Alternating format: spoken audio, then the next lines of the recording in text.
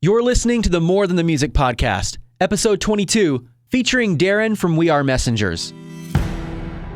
I think for me what happened was loneliness crept in.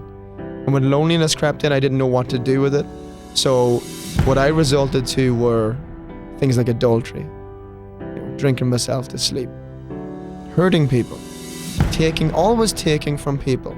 Like things like drinking, they were symptomatic of my loneliness. And so really what I wanted to do was I wanted to take everybody's emotions to try and fill this strange melancholic void that I had. And nothing filled it, nothing worked. So I fell into further and further horrible sadness. You're about to hear how Darren from We Are Messengers grew up in Ireland but loved listening to Johnny Cash and Willie Nelson, how he went from being in a screamo band to leading worship, the way someone hanging up on him led to one of his favorite songs on the album, and why one song that he wrote has taken on a whole new meaning in his life lately. I'm Justin Paul, along with Darren from We Are Messengers, and we're going to talk about a lot more than just the music. More Than the Music is hosted by Justin Paul, a touring musician turned national radio personality who loves the dramatic, humorous, sometimes tragic, and often inspiring story behind the songs from your favorite artists. You can connect with the show at wayfm.com/Justin. Now here's your host, Justin Paul. I am so thrilled to be joined by Darren from We Are Messengers. Darren, what's going on, man? Not very much. Thank you very much for having me, sir. Appreciate it. Not very much. Well, today, I hope that you're willing to share a little bit more than that here on the More Than the Music podcast. That was a pretty overwhelming introduction by me. I apologize. Yeah. Man, thanks so much for doing this. We're going to talk about the songs on the self-titled album, We Are Messengers. Plus, hear a little bit more about you and your heart. There's a lot of story here, man. I mean, music has been a part of your life since you were a kid. So take us back to the beginning and how music really influenced your life growing up. Wow. Yeah, it was a long journey. Really, my mom and dad, we listened to music all the time in the house. We listened to Johnny Cash, Willie Nelson, Eddie Cochrane. No, wait. You're from Ireland, right? Yeah, I'm from Ireland, yeah. You're naming all these American iconic musicians here. Dude, so my mom and dad grew up in the 60s. And so we literally took everything that America was producing and, they used to go jiving and dancing to these songs. And we'd listen to them in the car. And I remember just feeling so excited when I heard rock and roll. It shook my bones, it made me feel alive. And it still does today at 36 years of age. So yeah, we listened to that music. My mom and dad bought me my first guitar at 13. I remember sitting in the garage out in the back of our house learning About a Girl by Nirvana. That was the first song I ever learned on guitar because it was just E minor and G. And taught myself guitar. Started wee garage bands and we played in clubs and pubs all throughout Ireland. Yeah, so I met this lassie called Heidi and she's my wife now. When I was 19, she was 17. And the reason I mention her is that she's pretty much the fulcrum of my entire life. She's responsible for everything that's good in my life through God, obviously. But at that time, I started playing in a more serious rock band and we became a screamo band and we moved to America. And so we toured here for 2 years, played about 350 shows in the club scene. We're signed to an independent hardcore label. Very, very random for a bunch of Irishmen to be playing screamo music, to be honest. And really, it was during that time that my wife came to know who Jesus was and she led me to know who he was too. And that was the radical change in our lives. So from a musical perspective, I went from someone who had never sang before, I had screamed but never sang, to someone who started writing little songs in my conservatory, singing songs about our life, about humanity, what it meant to be a human that knew this Jesus. And really, it meant that we started writing songs that mattered to us, as opposed to writing songs we thought we should write so that we could get some record deal in the mainstream world. Now we started writing things that ministered to our kids, to us, that helped us heal, that helped us understand who he was. Yeah. Now, before you met your wife, how would you describe your life? Because I've heard you throw out some words in different places that probably aren't so great, right? Yeah, no, it was rough. I had a wonderful upbringing, incredible upbringing. Parents are fantastic, my brothers and sisters. I miss them every day. I think for me what happened was loneliness crept in. And when loneliness crept in, I didn't know what to do with it. So what I resulted to were things like adultery, drinking myself to sleep, hurting people, always taking from people.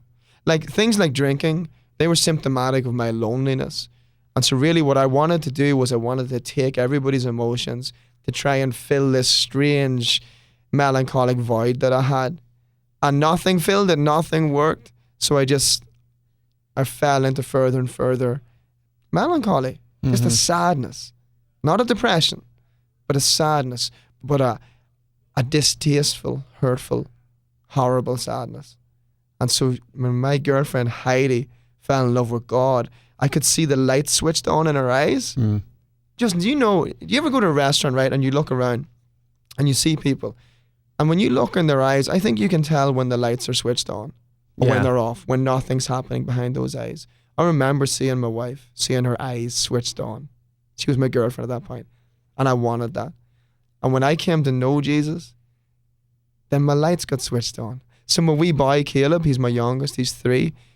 Heidi asked him a few months ago why he loved his daddy, why he loved me.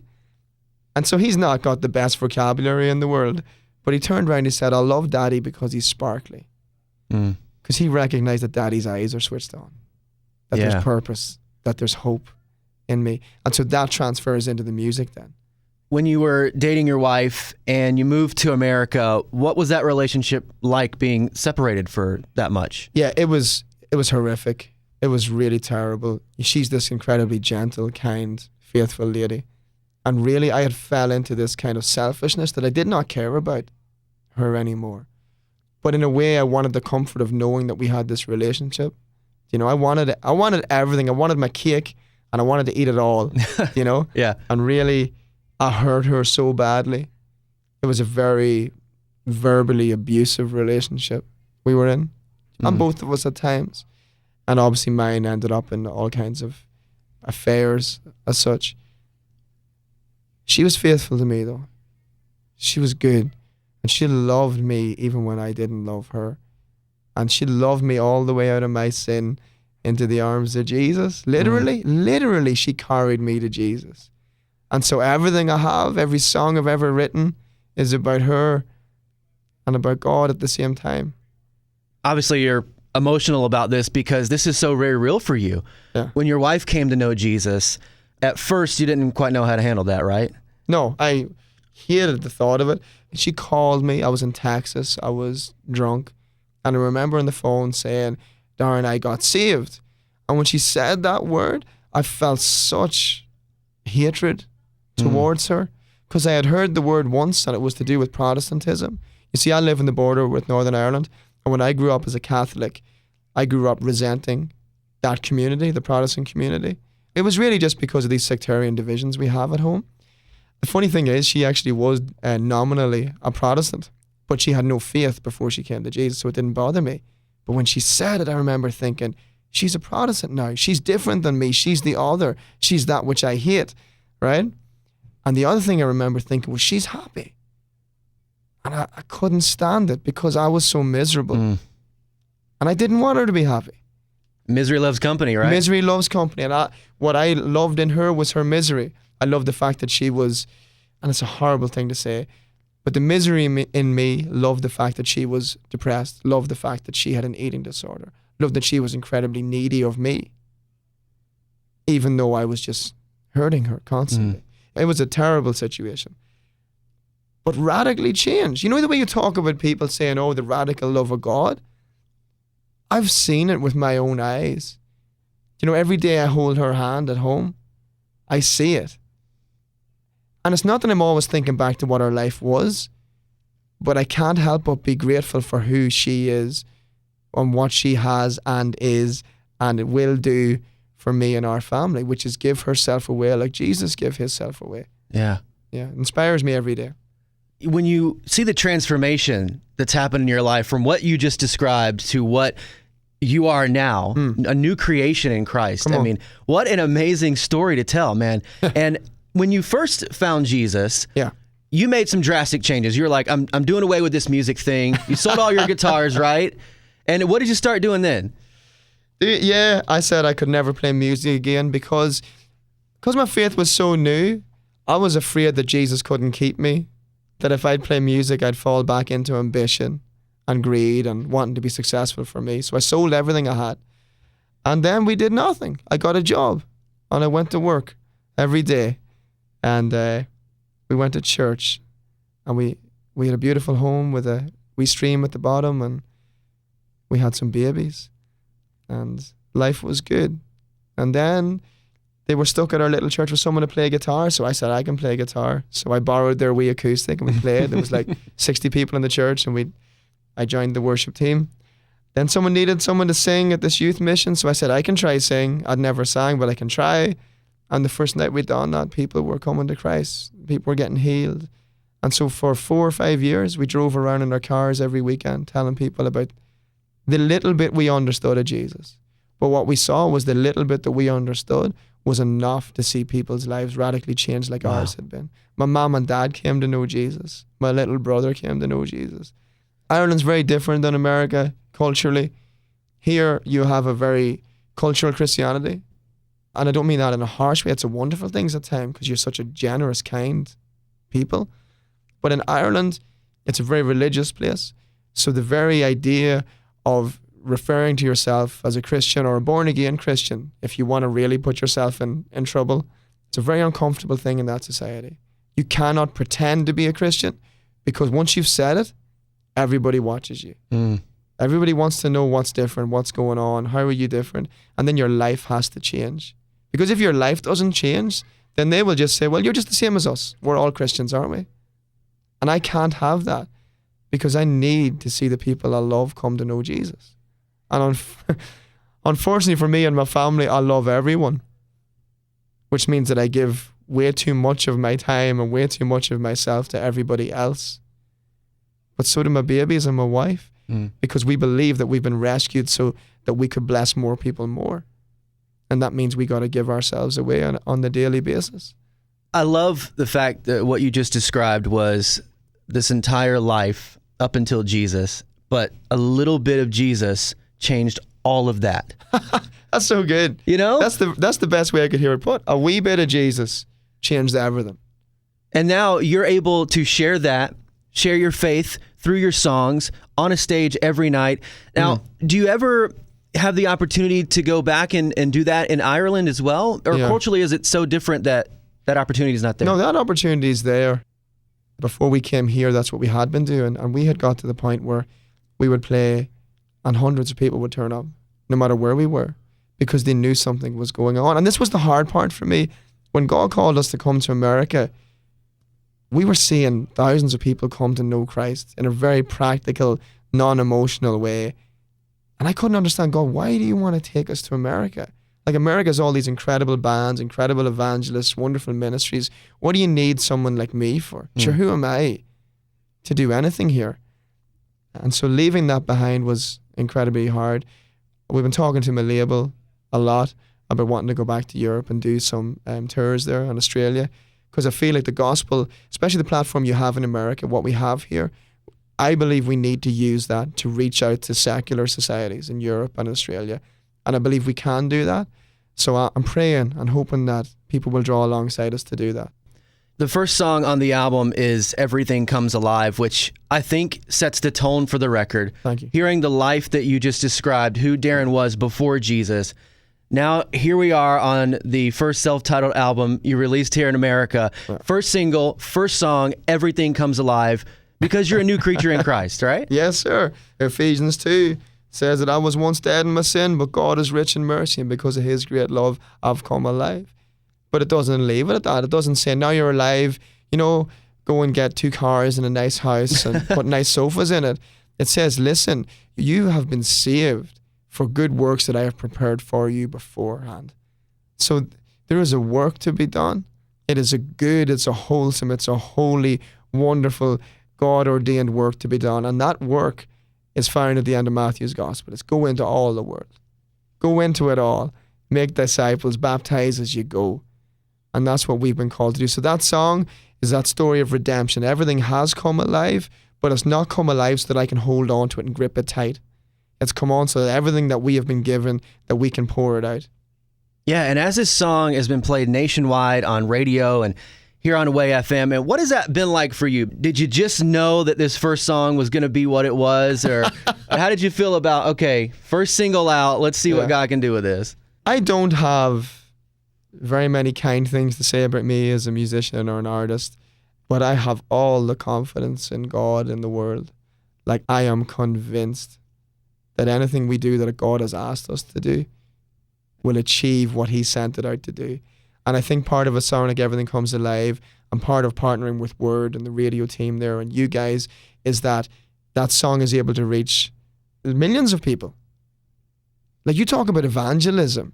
Do you know we used to have these great evangelists that used to travel the land? Musicians are our modern day evangelists.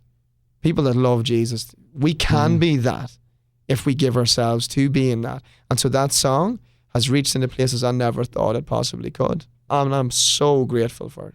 And as people start hearing this song, I'm sure you've heard back from them a response in which someone said, man, that song did something for me. Yeah, incredible. Like, literally thousands and thousands of emails.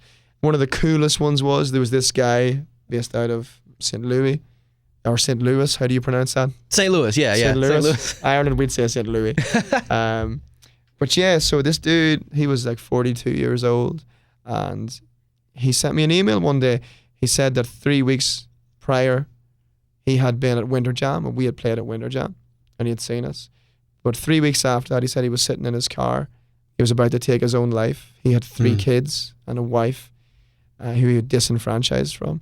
But he was about to take his life, and he said Everything Comes Alive came on the radio. He said it prompted him to turn his car around. And so he went home, and the email said, you know, that he got reconnected with church and his family and all of that. And that was wonderful. But the coolest thing was, we were playing in Six Flags up there recently, and I was at the merch table, and this guy walks over and puts an envelope on the table and then walked away about 20 yards and just kept looking at me. And I was like, this is kind of strange. So I opened the envelope, and in it was our email. And he said, that's me. And I looked at him, and I was able to go over and hug him. And his 3 kids ran off to me and said, thank you so much, sir, for saving our daddy. You know? Wow. And people want to know why we do what we do. We do it so that many will be rescued. And why Christian radio matters? It matters because you reach people. Now, the problem is, if we don't reach them with something true, we just reach them with nonsense. So as an artist or a musician or whatever you want to call me, I have to make sure that what I write is true. Sometimes it'll sound amazing, sometimes it won't. But if it's true, then it will matter. Then it will rescue. Then people will be restored. Everything comes alive. Everything comes alive. Everything comes alive. Everything comes alive. And you, I'm made alive. Now I'm by your side.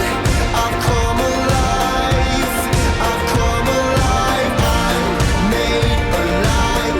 Now I'm by your side. And you have to believe that because of what you've been through, because of the pain and the despair and the stuff that you experienced early on in life, God has given you these songs to reach people just like him. Yeah, listen, they're to reach people like him, they're to reach people like me. So Jesus loves eating dinner, right? When Jesus was hanging out on earth, he loved eating dinner. Me too. I love eating dinner. I love eating dinner.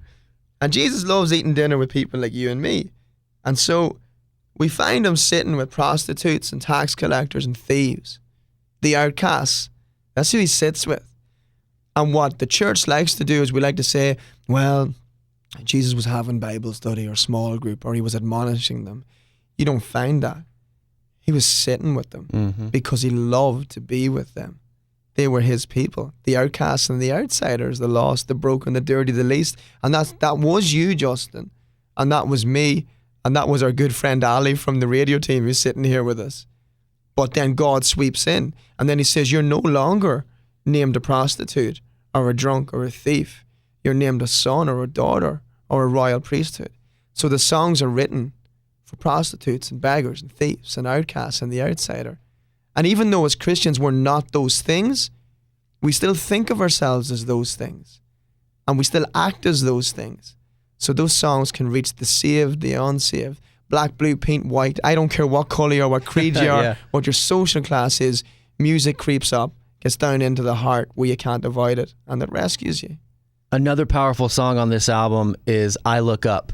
What's the story behind this song? I know it's very special to you. It is, yeah. So Ed Cash is like, music writing royalty, especially around here in Franklin. And he's also one of my best friends. I think he's a good man, really do. So we were waiting for one more song for the record, and Ed called me one night around 11 p.m. He said, Darren, if you had one thing left to say for the record, what would it be? Because we only had 4 days to finish this record. So I started talking, and I talked for 45 minutes, and Ed hung up, and I was like, goodness me, I must have really annoyed Ed Cash if he hung up on me. I thought I'd said something, that annoyed him. He called me back, and he said, Darren, I recorded everything you said. He said, that's the song. Give me a shout in the morning and we'll go to the studio.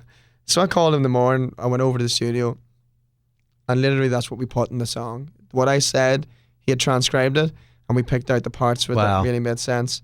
And so the idea of I Look Up is that we live our lives in valleys sometimes, the low places. And I used to struggle to get out of them. I used to want to climb out. And really, God has taught me that it's okay to be in the valley. It's okay to hang out there for as long as he wants me to be there, because it's there that he's shaping and forming and renewing. And it's there that he's focusing my eyes and my gaze upon him. Because in the valley, you can only, if you look left or you look right or you look down, it's rocks and mud and trees and it's dark. The only place that you can find relief in a valley is when you look up, Yeah. because you always see the open sky. And so the idea of the chorus is, love is a man hanging on a tree with his heart poured out for me. And when I look up, it's all I see. When I look up, I see the love of God in the valley. Everything I've experienced in the valley, he has experienced on the cross. There's nothing I've felt or thought, no hurt I've had, no disappointment that he hasn't already suffered on my behalf for me. And when I look up, I see him. And the idea of Christ as he was being crucified, that his heart literally burst because of the pressure around it. The pericardium, whatever that sac of fluid's called, it crushed his heart. I can't get my head around that. How the king of the universe, who threw the stars into space and carved mountains with his finger, would allow his own heart to burst because he loved my wee heart. So that song is about valleys and the goodness of God. And when I look up, I see that love is a man hanging on a tree with his heart poured out for me. Love is a king watching over me, and when I look up, he's all I see. And what's so amazing about that is that when you go to write a record, you write 100-something songs for this record, right? Yeah. Like you wrote how many songs for this record? About 130. 130 songs. Yeah. And here you are, the record has to be done. And the very last minute, such a powerful song comes out of that. Isn't it amazing how God does that? It's so beautiful that on the last minute we needed another song. It's not that we didn't have lots of beautiful songs in the other 130, we did, but the label team, these guys at Word, like they're my family. I believe in them, they believe in me. And we wanted whatever the record was, we wanted it to be consistent. We wanted it all to work together for that common purpose. And so that's where we knew there was one song missing. And I was like, I don't know, we have all these other 100 songs. Maybe we could just put that on it. But again, Josh over there in our Word, he was like, no, we got one more. And so we only had 4 or 5 days. And out of the blue, God says, here's your song, Darren. I find that when I try and struggle to write something, it just sounds like me. Yeah. But when I let God write it, he writes it. Yeah. And I think that's a picture of our life most of the time. When we try to control the situation, when we try to write our own story, it's a mess. Yeah. But when we just surrender to God and say, here's my life, it's yours, you do with it what you want. Yeah, and that's a hard thing to do. Absolutely. Absolutely. Because I'm a control freak. Like, I like to control the situation. My wife will tell you. But I usually end up with a big old mess. Aye? And then when you throw it to God and you say, look, I'm done. Yeah. Usually something beautiful happens. I agree. I think consistently something wonderful happens. Yeah. But likewise, consistently when we try and hold on to the reins of power, consistently we suffer. Yeah. Obviously, coming from Ireland, there's an Irish accent with Darren, right? And you were telling me earlier about your Starbucks order. What do you tell the Starbucks lady your name is? So when I go to Starbucks, I say, my name's Don. Because when I say Darren, they'll come back to me with maybe 14 different variations on what that is. And so I'll keep saying Darren, and then I keep saying like Darrell. I'll say Don, say it like Donald. And I'm like, listen, just Don. I'm Don. So when my wife's with me, she's like, what's wrong with you? Why are you telling me your name's Don? I'm like, they don't understand. They never get my name right. So you're just Don at Starbucks. You should try and be me and call customer service. You know, try and call the cell company. And when they ask you for your phone number, I'll be saying the letter like 2, and they'll keep saying 3. And I'm like, no, 2. And then no, 3. They just, I don't know what it is. Like, I thought I was quite eloquent until I came here.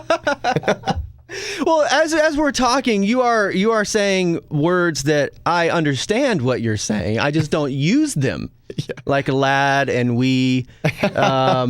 I would love for you to teach me a little Irish, if that's all right. So I can teach you Gaelic, which is actual proper Irish. What did you say? There's a language called Gaelic. Gaelic? Gaelic. Okay. All right. So if you wanted to say hello in Gaelic, you would say Gia Ditch. Gia Ditch? Good. And then the response to that, I would say Gia Smurda Ditch. Right? So really what you're saying is hello and then hello back, but Gia Ditch means God be with you. And Gia Smurda Ditch means and may God also be with you. So this is our greeting. So the way you'd say hey, we'd say Gia Ditch. That's in Gaelic. Okay. Well, everybody learns it, but not everybody speaks it. You speak English, obviously. Yeah, English. in Ireland, right? Absolutely. English is our fluent language. Okay. And then Gaelic would be kind of broken. So I learned understandable. something once. What's the crack? What's the crack, yeah? Yeah, the crack is 90? When I hear the crack's 90, like that's a real expression from north of the border, you know? So, and we would say that too. You know, what about you, lad? That kind of stuff. Yeah. But where I come from, we're a much more kind of rural farming community. You know the tractor, John Deere?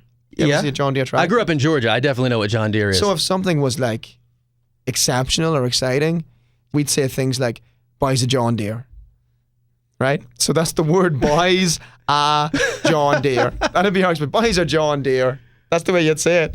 Like you might say golly. I don't know. We'd say buys a John Deere. So you're literally referring to the tractor. Aye. It doesn't mean anything to do with what we're saying, but people know what we mean by it. Or you'd say, another one which is similar is Genie Macaroni. What's that? That's the same as buys a John Deere. Okay. Or So there's if I like something, it's Genie's macaroni. Genie Macaroni. Genie macaroni. Yeah. Now you won't hear that up north, but where we're from, you'll hear a lot of Genie Macaroni. Yeah. Buys a John Deere. How's she cutting? What are you saying right now? So how's she cutting means how's it going? Okay. You know, because we like it. I thought that was what's the crack. It is the same thing, aye. But we'd have maybe 15 different expressions for the same thing. Okay. And none of them relate in any way to the English of what you're trying to communicate. And so why is the crack 90? I have no Is that idea. a literal number you're saying? Like, Yeah, the crack's 90. I suppose, I don't know why it's the numerical value of 90. But so if you were, what else would we I'm say? so confused right now with what's happening. So if we wanted to say something was perfect, we'd say, she's 100%. Right? I get that. That makes Okay, sense, that right? makes sense. So if it's 90, it's not quite perfect. No, 90's good. That's good going. You know, she's going well. And we always use the word she's in front of sentences because we refer to everything like it's a car or a vehicle. Yeah. You know? And we do that. We do Yeah. that a little bit too. So I'm still stuck on the crack. I think, It's not the drug. Oh, no, we got it. It's not the drug. It's not the drug. It's it not is- like a crack in the door. So the Gaelic for fun is crack. So Okay. it's C-R-A-I fada C, I think, if my Irish spelling's correct. So crack means fun. She was saying, what's the fun? Okay. And the fun's 90. I have no idea why the fun's 90, but it's a good thing. Another one, you like this. So I've got 3 brothers, right? And a sister. So where I'm from in Ireland, and it's not everywhere, but where I'm from, when you refer to your brother, you'll call him Arby, right? So O-U-R-B-O-Y, Arby. So when I'm calling my 3 brothers, depending on the intonation of my voice, they'll know who I'm talking to. So like my wee brother would be like Arby, and my older brother would be Arby, right? Are you serious? Aye. And then my sister. You just call them the same thing. Yeah, but they'll know by the way I say it. And then your sister's called Ardal. So Ardal and Arby. But you have 2 arbais. No one is going to understand this in the radio. This whole segment is going to be lost. I am so confused right now. So I have 3 arbais, but I figure if I ever go to Ireland, because I kind of look Irish. you do. I have Irish descent. And you've got an Irish hat on. Well, that and I'm pale and my beard's kind of red. Is that a stereotype or is that what most of Ireland looks like? No, a lot of them look like that, all right. Okay. You've got that Irish I do thing. have Irish descent. I just figure if I ever go to Ireland, I look the part, I want to sound the part too. But no one would know the difference. So, do your kids have Irish accents? Because they've grown up most of their time here in America, right? Yeah, well, our oldest is 7. He had a thick Irish brogue till he came here. But now, sure, the boy sounds like a Ninja Turtle. Like, he really does. He's wearing like Under Armour and Nike Air things, and Full on American. he's full on American. The weeest one now, the small one, Caleb, he has a little bit of an Irish accent because he hangs around at home a bit more, so he gets ours.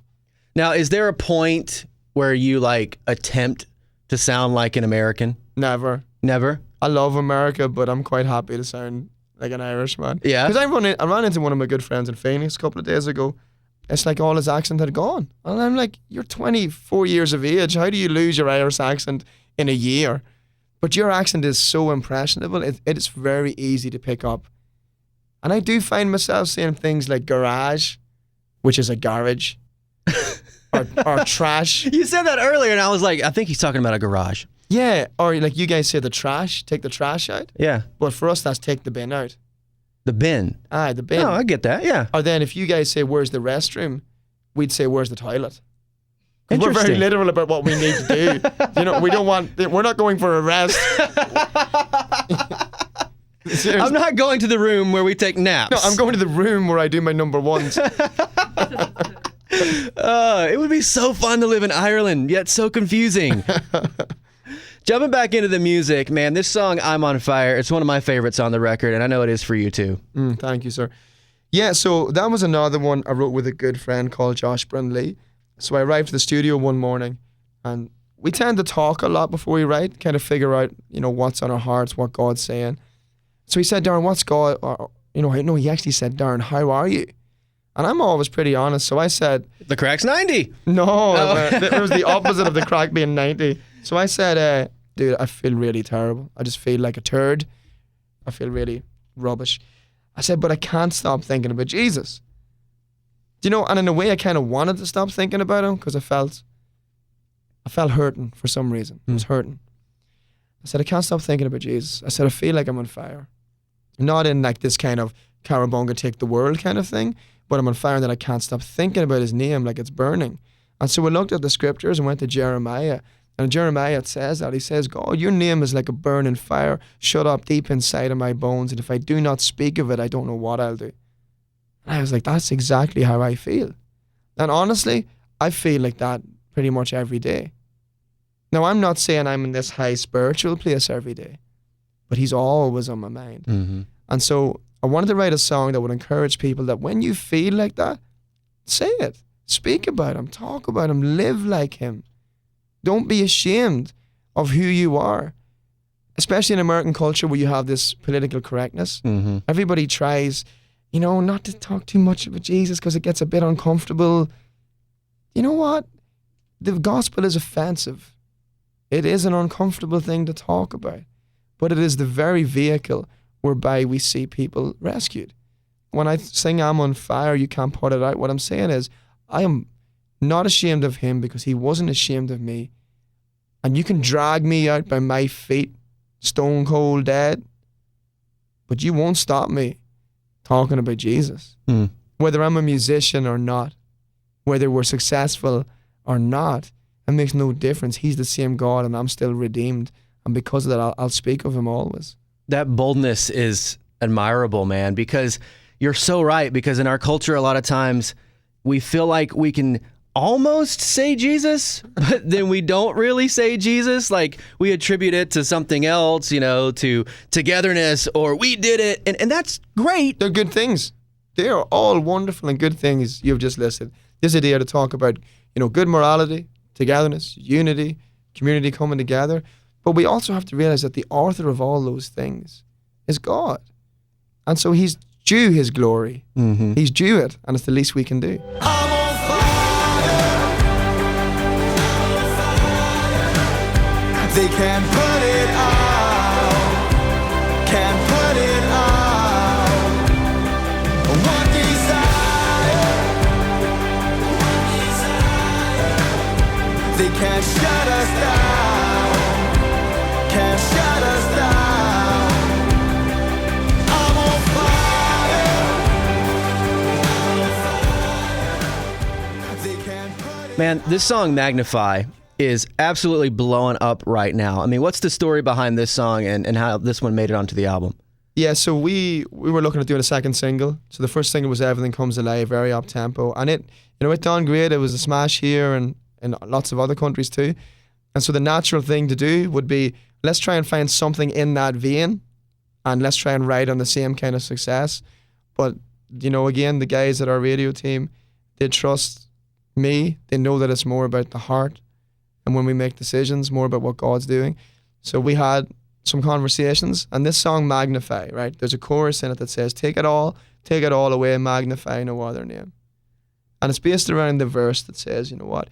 If you don't lose yourself, you'll never find me. That's what God essentially says. And he says, if you're not willing to put me first, you don't deserve me.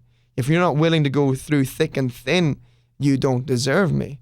But he says, if you do, if you lose yourself, then you will find both you and me. So the song is about trying to regain intimacy with God, because he wants intimacy.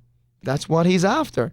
He doesn't need anything from us to make him more God, but he desires to be intimate with us. Yeah.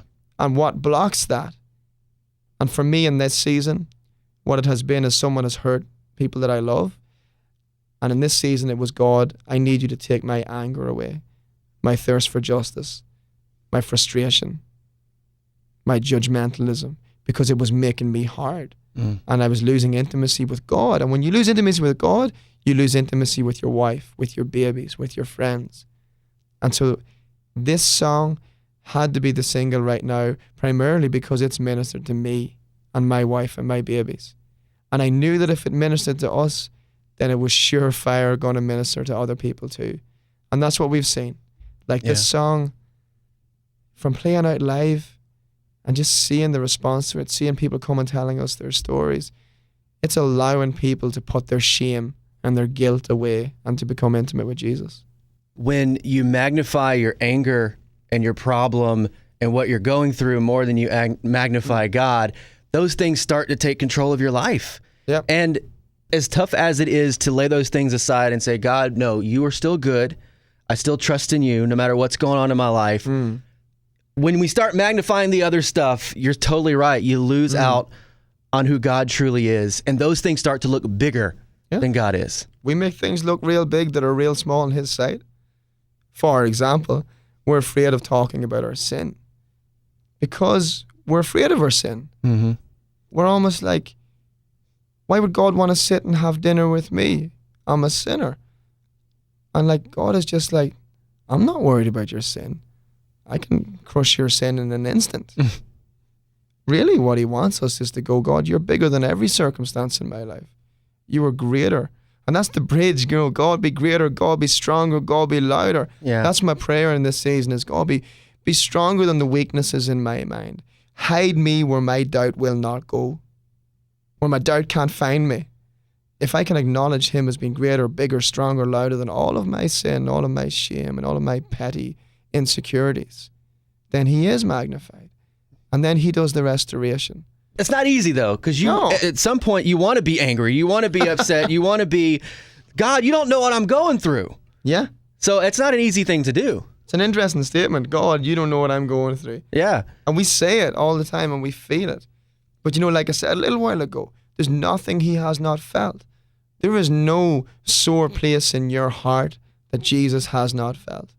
Because a big thing, why do we love people? We love people who are empathetic with us, who can understand our pain. We love people that are altruistic, so people that give without wanting to receive. This is Jesus. He's the greatest example of that. And we sit in the corner and we go, woe is me, God, you don't know. And God comes along just like he did to Josh when he says, here, listen, get up. Quit lying in the dust. Come on, get up, let's go. But we can only do that when we realize who he is. And that's Yeah. why you sing magnify. God, be magnified, be greater. Let me see you for who you are, and let me see these silly things in my life for what they really are. Man, such a powerful testament to what a lot of people are going through. Because you want to hang on to that stuff. But Yeah. when you truly lay it down and say, God, I magnify you instead of this stuff. Yes, sir. Amazing change happens in your life. Take it all away. Magnify no other name. Open up my eyes to you. Open up my eyes. Take it all away. All I say. Magnify no other name. Magnify. Open up my eyes to you.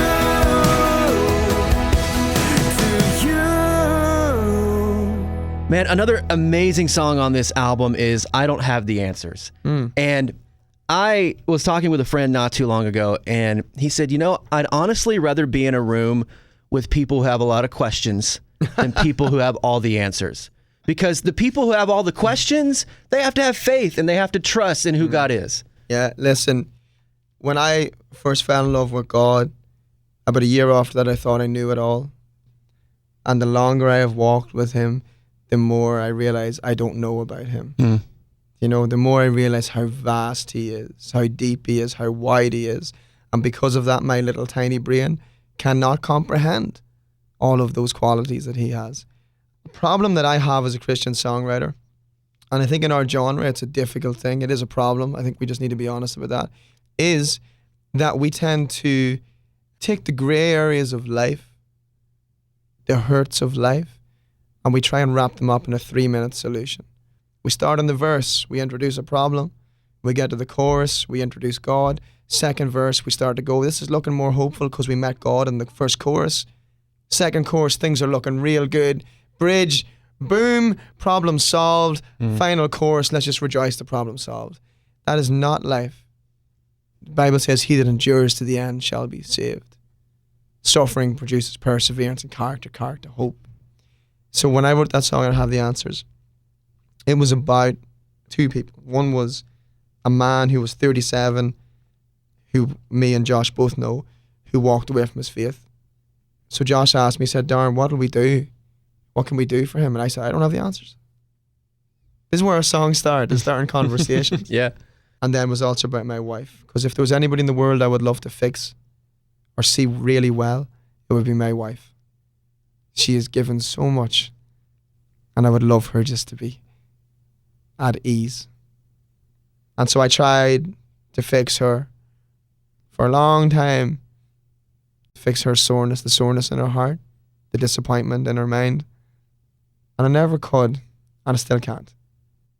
But what God reminded us, he said, you're not called to fix, you're not called to provide answers. You're called to stay with people in their doubt, to stay with them in their sorrow, and to hold their hands. So when you can't trust, I'll trust for you. When you can't move, I'll stay with you. Do you know what we try to do when someone loses their faith? We try and rush them on to the next thing and show, let me show you this. And then we try and bring them somewhere with us. Come to church, come to small group, come to this, come to that. Really?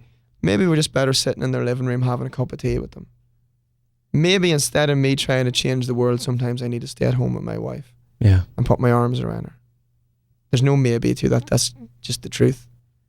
And the other part of that song, the idea, it finishes up, I don't have the answers, and maybe that's okay. That takes all the pressure off us. When we realize we can't fix it, we're not responsible for fixing it. We were only called to love each other. We're only called to love him. We weren't called, by the way, sorry, and this is a tangent, social justice is a wonderful and incredible thing. It is a good thing. It is the outflowing of a generous Christian heart, but it is not what we were called to. We were called to make disciples. You make disciples by holding hands, by loving them, by telling them about Jesus, absolutely. But you make disciples one-on-one, one-to-one, conversation to conversation, hand to hand. So sometimes as a church, we need to realign that process and go, are we more focused on social justice than we are on making disciples? Because that's inverted, that's upside down. Making disciples, you will naturally create social justice. And all that to say, back to the thing again. we're called the very basic thing. Love God, love others. Quit trying to fix the world. That's exactly how we will do it. When you realize you don't have the answers, give him his authority, you do what you were told to do, it'll all work out in the end. It might be painful. It might be grey. It might be messy. But that's what life is. And believing in the one who has the answers, that is true faith. We might not get it, No, but we trust in someone who does. absolutely. I love when you hear the scriptures and it says that his ear is not dull, that he cannot hear us. His arm is not short, that he cannot reach us. He knows like what is going on with our lives. He understands our pain. He understands our doubt. But what did he do when he was on earth? What did Jesus do? He sat with us. He ate dinner. He broke bread. He just sat with us. And sitting with him was enough. And I want to follow that example. When you can trust, I'll trust for you. When you can't move, I'll stay with you. You're not alone. It's all I can say. I don't have the answers, and maybe that's okay. Darren, it's been so awesome to have you here. I'm so glad that you're so open and real with every aspect of your life. And thank you for sharing the stories behind these songs. This has been amazing. Man, it's been my great privilege. It really is. Thank you so much. You've been listening to the More Than the Music podcast, episode 22, featuring Darren from We Are Messengers. If you've enjoyed this episode, or any others, would you kindly give the show a 5-star rating and review inside iTunes? Your 5-star rating and review would be greatly appreciated. I'm Justin Paul. To connect with the show and to even have a chance to win an autographed copy of We Are Messengers' self-titled CD, just go to wayfm.com/Justin.